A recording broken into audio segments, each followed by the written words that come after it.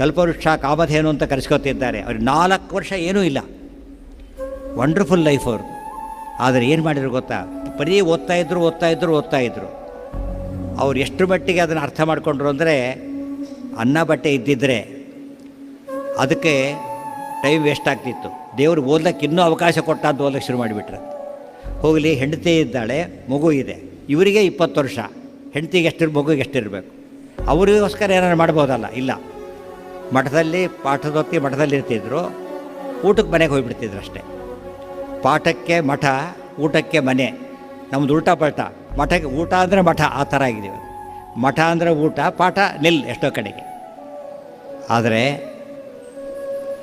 ಮನೆಗೆ ಹೋಗ್ತಿದ್ರು, ಊಟ ಮಾಡಲಿಕ್ಕಲ್ಲ, ಉಪವಾಸ ಕಬ್ಬರಿ ಕೊಡಲಿಕ್ಕೆ. ಹೆಂಡತಿ ಮಕ್ಕಳು ತಾವು ಉಪವಾಸ ಅಷ್ಟೇ ಇದೆ, ಕೊಡೋದು, ಮನೆಗೆ ಬಂದುಬಿಡೋದು.